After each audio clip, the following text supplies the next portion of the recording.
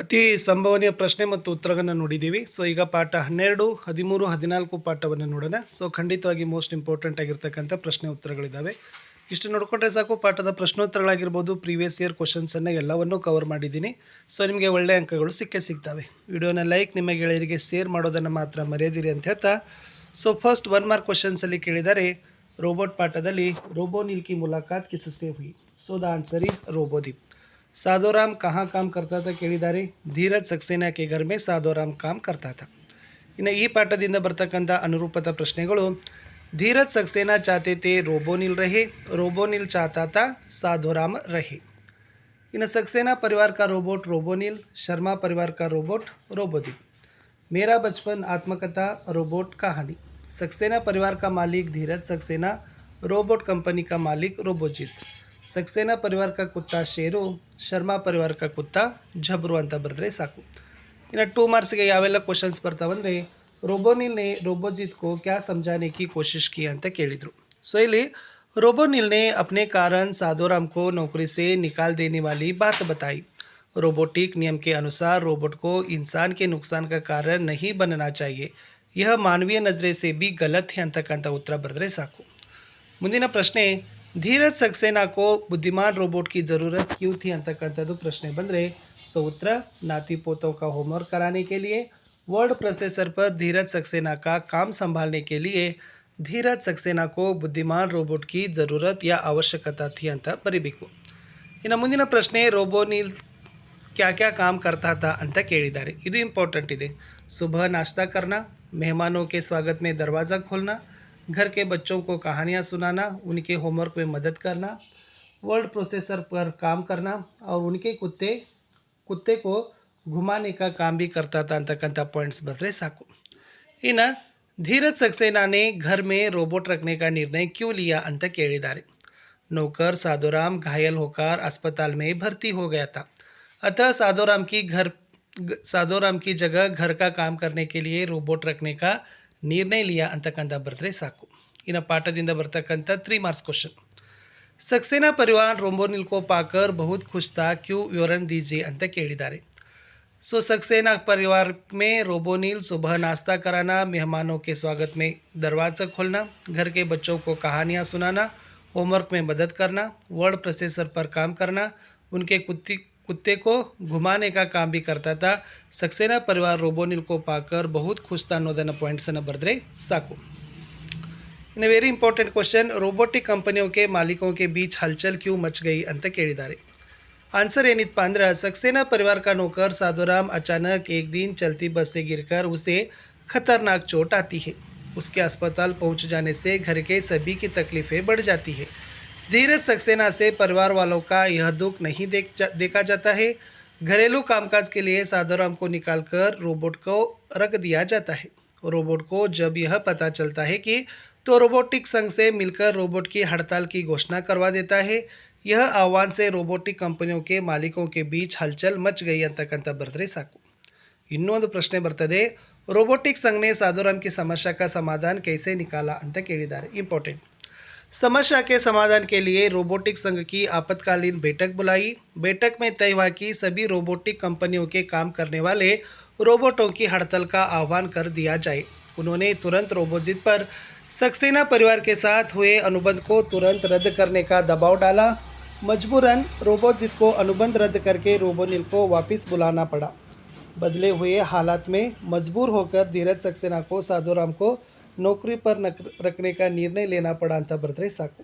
ಇನ್ನು last question ಬರ್ತದೆ, रोबोनिल और रोबोदीप के बीच दोस्ती कैसे हुई बताइए. रोबोनिल रोज शाम को शेरू को टहलाने जाता था. शर्मा परिवार का रोबोट रोबोदीप झब्रू को घुमाने जाया करता था. एक दिन दोनों की मुलाकात हो गई और इनसे दोस्ती बन गई ಅಂತಕ್ಕಂಥ ಬರೆದ್ರೆ ಸಾಕು.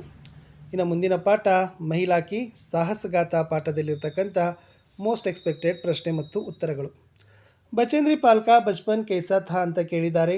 ಸೊ ವೆರಿ ಈಸಿ ತಪ್ಪ. ಆನ್ಸರ್ ಏನಪ್ಪ ಅಂತಂದರೆ ಎಸ್,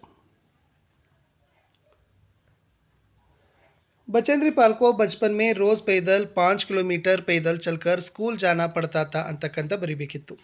इन्हें कर्नल खुल्लर ने बधाई देते हुए बचेंद्री से क्या कहा, देश को तुम पर गर्व है. एवरेस्ट पर चढ़ने वाली प्रथम भारतीय महिला कौन थी? सो प्रथम भारतीय महिला ಕೇಳಿದ್ದಾರೆ. So Bachendri Pal is the right answer. Bachendri Pal सिलाई का काम क्यों करने लगे ಅಂತ ಕೇಳಿದ್ದಾರೆ. ಪಡಾಯಿ का ಖರ್ಚು ಜುಟಾನೆ के लिए ಅಂತಕ್ಕಂಥ ಬರೆದ್ರೆ ಸಾಕು. ಇನ್ನು ಅನುರೂಪತದಲ್ಲಿ ನೋಡಿ, तेंजिंग नोर्गे एवरेस्ट पर चढ़ने वाला प्रथम पुरुष. झुंके ताबी एवरेस्ट चढ़ने वाली प्रथम महिला. Major Kumar colonel Khullar. ಕಾಲಾನಾಗ್ ಪರ್ವತ್ ಗಂಗೋತ್ರಿ ಗ್ಲೇಷಿಯರ್. ಕರ್ನಲ್ ಖುಲ್ಲರ್ ರಜ್ಜು ನೇತ ಅಂಗದೋರ್ಜಿ ಅಂತಕ್ಕಂಥದ್ದಿದೆ, ನೆನಪಿಟ್ಕೊಡ್ರಿ, ಇದು ಇಂಪಾರ್ಟೆಂಟ್ ಇತ್ತು. 2 मार्क्स क्वेश्चन. बचेंद्री पाल का बचपन कैसे बीता ಕೇಳಿದ್ದಾರೆ. बचेंद्री को बचपन में रोज़ 5 किलोमीटर पैदल चलकर स्कूल जाना पड़ता था. पर्वतारोहण प्रशिक्षण के दौरान कठोर परिश्रम करना पड़ता था. सिलाई करके पढ़ाई का खर्च जुटाया ಅಂತ ಬರೆದ್ರೆ ಸಾಕು. ಇನ್ನು महिला की साहसगाथा पाठ का संदेश अथवा सीख ಅಂತ ಕೇಳಿದ್ರೆ, महिलाएं पुरुष से कम नहीं है. साहस गुण, दृढ़ निश्चय, अथक परिश्रम, मुसीबतों का सामना करना आदि आदर्श गुणों को सीख सकती है. ಸೊ ಇದನ್ನು ನೀವೇನು ಮಾಡಬೇಕಪ್ಪ ಅಂತಂದರೆ ಬರಿಬೇಕು. ಆಮೇಲೆ ಎವರೆಸ್ಟ್ ಕಿ ಚೋಟಿ ಪರ್ ಪೌಂಚ್ಕರ್ ಬಚೇಂದ್ರಿನೇ ಕ್ಯಾ ಕಿಯಾ ಅಂತಕ್ಕದ್ದನ್ನು ಕೇಳಿದ್ದಾರೆ. ಸೊ ಸಾಗರ್ ಮಾತೆ ಕಾ ಚುಂಬನ್ ಕಿಯಾ, ಹನುಮಾನ್ ಚಾಲೀಸಾ और दुर्गा माता की पूजा की, अंग दोर्जी के सामने आदर भाव से झुकी ಅಂತಕ್ಕಂಥದ್ದನ್ನು ಬರಿಬೇಕು. इन्हें बिचेंद्री पाल का परिवार ಕೇಳಿದ್ದಾರೆ. सो बचेंद्री का जन्म एक साधारण भारतीय परिवार में हुआ. पिता किशन पाल सिंह और माता हंसा देवी नेगी की 5 संतानों में से वह तीसरी संतान है. उनके बड़े भाई को पहाड़ों पर जाना अच्छा लगता था ಅಂತ ಬರೆದ್ರೆ ಸಾಕು. ಇನ್ನು 3 ಮಾರ್ಕ್ಸಲ್ಲಿ ಕೇಳಿದ್ದಾರೆ, बचेंद्री ने पहाड़ पर चढ़ने की तैयारी किस प्रकार की ಅಂತ ಕೇಳಿದರು. ಇಲ್ಲಿ बचेंद्री ने पर्वतारोहण का प्रशिक्षण लिया. उन्होंने कालानाग, गंगोत्री ग्लेशियर और रूडगेरो पर्वतों की चढ़ाई की, जिससे उसमें आत्मविश्वास बढ़ गया. अगस्त 1983 में दिल्ली में हिमालय पर्वतारोहियों के सम्मेलन में पहली बार तेंजिंग नोर्गे और झुंके ताबी से मिली और उनसे प्रभावित हुई ಅಂತಕ್ಕಂಥ ಬರೆದ್ರೆ ಸಾಕು. ಇನ್ನು ಎವರೆಸ್ಟ್ ಕಿ ಚೋಟಿ ಪೋಚ್ಕರ್ ಬಚೇಂದ್ರಿನೇ ಕ್ಯಾ ಕ್ಯಾ ಅಂತ ಕೇಳಿದರು. ಸೊ ಆಲ್ರೆಡಿ ಅದನ್ನು 2 ಮಾರ್ಕ್ಸಿಗೆ ಹೇಳಿದ್ದೆ. ಸೊ ಬಟ್ ಅದನ್ನು 3 ಮಾರ್ಕ್ಸಿಗೆ ಕೇಳಿದಾಗ ಏನು ಬರೀರಂದರೆ, अपने घुटनों के बल बैठी, बर्फ पर अपने माथे को लगाकर सागर माते का ताज का चुंबन किया. थैले से हनुमान चालीसा और दुर्गा माँ का चित्र निकालकर अपने साथ लाए, लाल कपड़े में लपेटा और छोटी सी पूजा करके बर्फ में दबा दिया ಅಂತ ಬರೆದ್ರೆ ಸಾಕು. ಇನ್ನು दक्षिणी शिखर पर वातावरण का वर्णन कैसे करती है बचेंद्री ಅಂತ ಕೇಳಿದ್ದಾರೆ. दक्षिणी शिखर के ऊपर हवा की गति बढ़ गई थी. उस ऊंचाई पर तेज हवा की झोंके भुरभुरे बर्फ के कणों को चारों तरफ उड़ा रहे थे, जिससे कुछ दिखाई नहीं दे रहा था. थोड़ी दूर तक कोई ऊंची चढ़ाई नहीं की, ढलान एकदम नीचे सी चली आई ಅಂತಕ್ಕಂಥ ಬರೆದ್ರೆ ಸಾಕು. ಇನ್ನು ನೆಕ್ಸ್ಟ್ ಏನು ಕೇಳಿದಾರಪ್ಪ ಅಂತಂದರೆ, ಎಸ್ ಮಹಿಳಾ ಕಿ ಸಾಹಸಗಾಥ ಪಾಠದ್ದು ಸೀಖ್ ಅಥವಾ ಸಂದೇಶವನ್ನು 3 ಮಾರ್ಕ್ಸಿಗೆ ಕೇಳಿದಾಗ, सो महिलाएं साहस में पुरुषों से कम नहीं है. साहस गुण, दृढ़ निश्चय, अथक परिश्रम, मुसीबतों का सामना करना आदि आदर्श गुण सीख सकते हैं.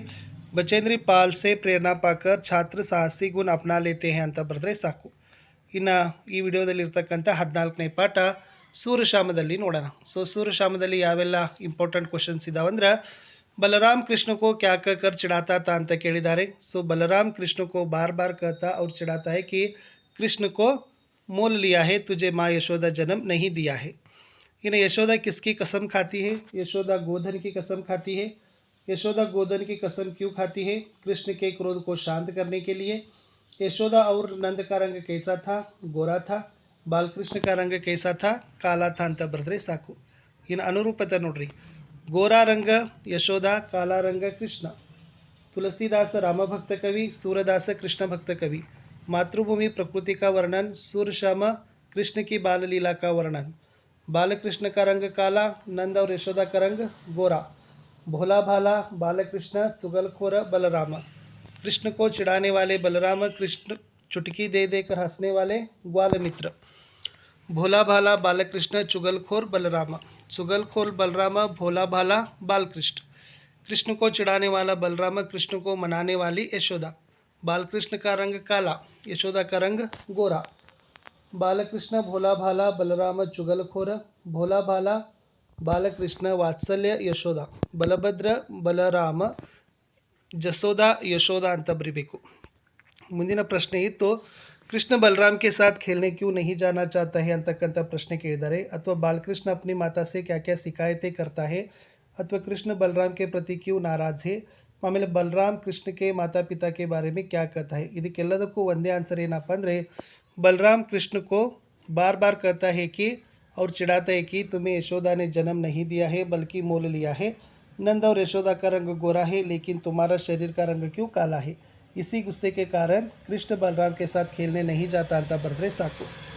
ಇನ್ನು ಮುಂದಿನ ಪ್ರಶ್ನೆ ಬರ್ತದೆ, ಕ್ರೋಧಿತ ಕೃಷ್ಣ ಕೋ ಯಶೋದ कैसे ಶಾಂತ करती है ಅಂತ ಕೇಳಿದ್ದಾರೆ. ಸೊ ಕ್ರೋಧ ಶಾಂತ ಅಂತಂದಾಗ ಏನು ಬರಿಬೇಕಪ್ಪ ಅಂದ್ರೆ, यशोदा क्रोधित कृष्ण को समझाती है कि बलराम जन्म से ही धूर्त और चुगलखोर है. मैं गोधन की कसम खाकर कहती हूँ कि मैं ही तेरी माता हूँ, तो ही मेरा पुत्र है. इन्हें कृष्ण अपनी माता यशोदा के प्रति क्यों नाराज़ है ಅಂತ ಕೇಳಿದ್ದಾರೆ. कृष्ण इसलिए नाराज़ है कि यशोदा हमेशा कृष्ण को ही मारती है, बलराम को कभी नहीं डांटती है. यशोदा क्यों खुश हो जाती है ಅಂತ ಕೇಳಿದ್ದಾರೆ. कृष्ण के क्रोधयुत मुख देखकर उसकी बातों को सुनकर यशोदा खुश हो जाती है. सो लास्ट 3 ಮಾರ್ಕ್ಸಿಗೆ ಕೇಳಿದರೆ ಇದೇ ಬರೀರಿ. बालकृष्ण अपनी माता से क्या क्या शिकायतें करता है. बलराम मुझे चिढ़ाता है, वह कहता है कि यशोदा ने तुझे जन्म नहीं दिया है और बार बार पूछता है कि तुम्हारे माता पिता कौन हैं. मेरे सभी ग्वाल मित्र